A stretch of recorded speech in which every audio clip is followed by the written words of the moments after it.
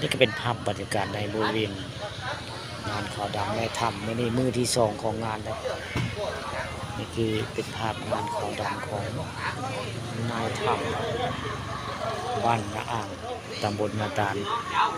อำเภอเต่างอยกลางคืนวันนี้พวกข้ามาคือเก่าเลยมาบ้านพี่เมืองน้องมางานขาวดำของนายถ้ำหัวนางยากนางยากกับเป็นลูกเป็นหลานแหละหลานพวกข้าไว้ง่ายลูกไอเพ่งญาติป่าทองคำวันนี้มาบ้านเกิดพระเจ้าได้พาป่าทองคำผสมมาบ้านเกิดพระเจ้าแหละว่ามีงานขาวดำที่จะมาเลยได้พวกข้าเพราะว่าคนบ้านน้าอ่างเนาะบ้านเกิดที่นี่แต่ไปเอาเมียอยู่บ้านอื่นไว้ไงก็บ่ไกลกันจากบ้านน้าอ่างไปโคกศาสตร์ก็บ่ไกลได้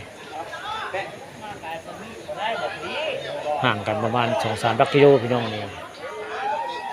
พอในยินข้าวก็มาเนาะมาอุ่นอ้วนมากินทานมาโมบุญแต่ละงานมาจากผู้งานในป่าทองคำผสมเลยมางานขาวดำบ้านนาอ่าง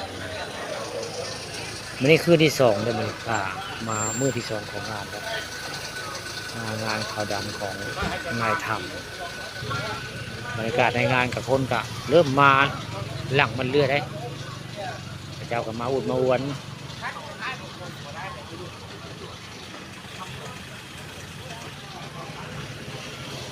มาอวนในงานขาวดำของ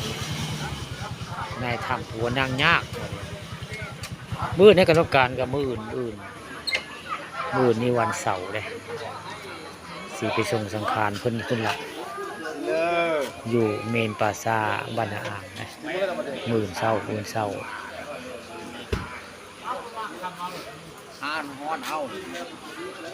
ใครเป็นญาติกะมาได้พี่น้องมื้ออื่นนี่กรรมการกะไปส่งสังขารเพิ่นอยู่บ่ได้ปาซาบ้านนาอ่างเมนปาซาบ้านนาอ่างมื้อนายธรรมผัวนางยากนี่คือเป็นบ้านของผู้วัยชนแม่นี่บ้านของนางยากในการกับบ่ายโมงพี่น้องบืนนี่บ่ายโมงสิไปส่งสังขารเพิ่นอยู่บริเวณเมนปราสาทบ้านนั้นสิว่าอะไรกันว่าดังๆเลยมั้ยเนาะเว้าอยู่ พี่น้องก็มาหลายได้มาดิมาอุ่นมาอวนมากินทานหัวนางยาก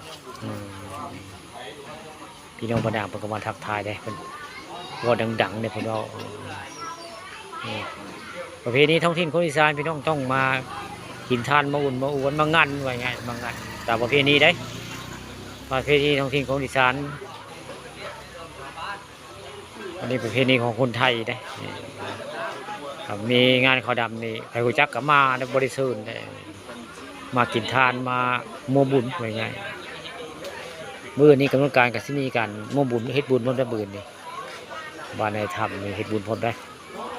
ตอนบ่ายไปส่งสังขารเพิ่นมาแล้วก็ผู้วัยชนกลับมาก็เฮ็ดงานบุญโตได้ข้าเจ้า